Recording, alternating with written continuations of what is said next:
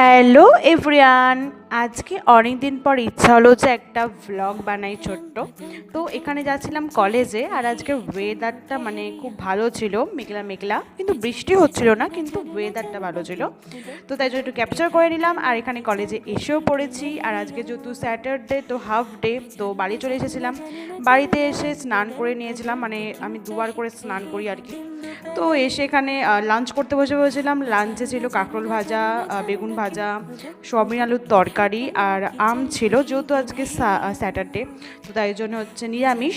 তো তারপরে এখানে আমার কুটু সোনাকে আমি একটু আদর করছিলাম, মানে ও আমাকে আদর করছিল না আমি ওকে আদর করছিলাম, সেটা বোঝা মুশকিল। ওকে নিলেই ও এরকম সারা মুখ এরকমভাবে চাটবে, মানে খুব ভালোবাসে আমাদের। তো তাই জন্যে তো তারপরে একটুখানি ঘুম দিয়ে দিয়েছিলাম একটা টানা। তো তারপরে ঘুম থেকে উঠে এখানে চা বানাচ্ছিলাম, মানে চাটা না খেলে তো আমার দিনটাই পুরো ইনকমপ্লিট থাকে। দুবেলা আমার চা চাই, মানে আমার ব্লগে চাটা দেখতেই পাবেন আপনারা। তো এখানে বনু পড়তে চলে এসেছিলো, বনুকে পড়ানোর পর চলে এসেছিলো এই পাকা বুড়োটা, মানে রোজ আসবে, আমাকে দেখলে হয় মানে আসতেই হবে ওকে, একটুখানি না এলে ওকে মানে কেউ সামলাতে পারবে না। তো এসে এরকম ছোটাছুটি করবে, পাকা বুড়ো একটা। আর এখানে কুটুকে একটুও ভয় পাচ্ছে না, মানে অন্য বাচ্চারা ভয় পায়, কিন্তু ওর কোনো ভয় নেই, ওকে লাথি মারতে যাচ্ছে, ধরতে যাচ্ছে।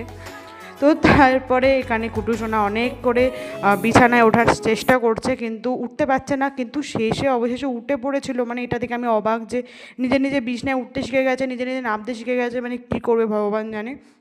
তো তারপরে এখানে একটু সিঙ্গারা মুড়ি খাচ্ছিলাম, দাদু সিঙ্গারা দিয়েছিল। তো এখানে তো সিঙ্গারা মুড়ি দেখে একজন পাগল হয়ে গেছিলো, মানে আমি কি খাচ্ছি সেটা ওকে দেখতে হবে, ওকে ওকে সেটা খেতে হবে। তো অনেক চেষ্টার পর ও উঠে এখানে মুড়ির গামলার মধ্যে পুরো হামলা করে দিয়েছিল। মানে ও এরকম পাগলের মতন করে মানে খাবেই ও এরকম, মানে ও ভুলে গেছে যে ও মানুষ নয়, ও খরগোশ, ও এরকম সিঙ্গারা মুড়ি খাবে। তো ব্যাস, আজকের জন্য ভিডিওটা এইটুকুই। টাটা।